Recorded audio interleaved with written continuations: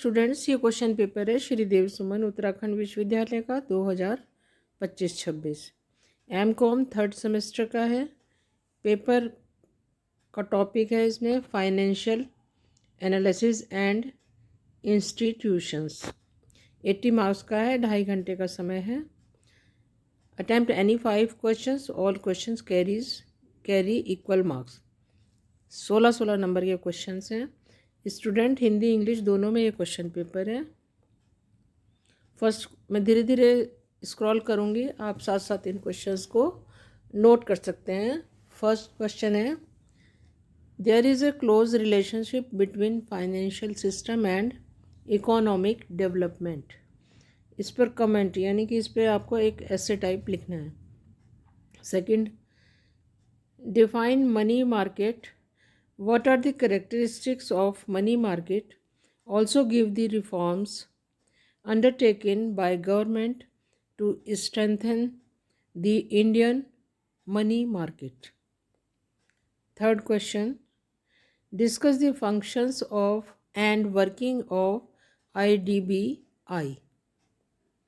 Fourth question, explain the role and functions of SEBI as a regulator in Indian capital market. Question 5th, what are mutual funds? State different types of mutual funds scheme.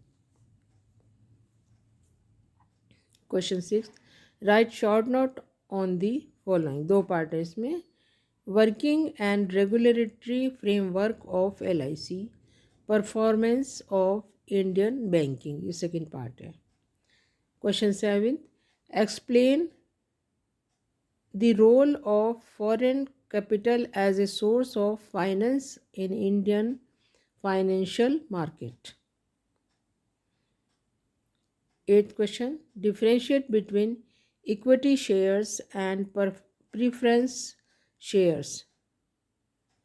Also discuss their types in detail.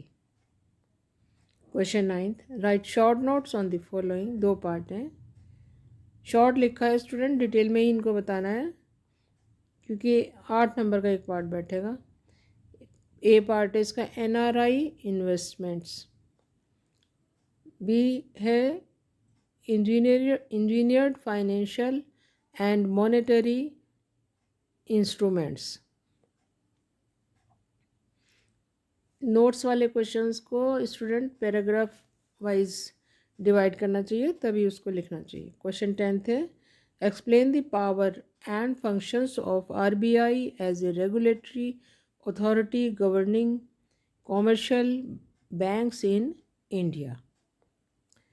इस question paper में इतना ही है student. इस तरह के PYQ papers BSc MSc सभी subject के BA MA BCom M.Com B.Ed and all competitive exam के देखने के लिए चैनल पर आप विज़िट कर सकते हैं।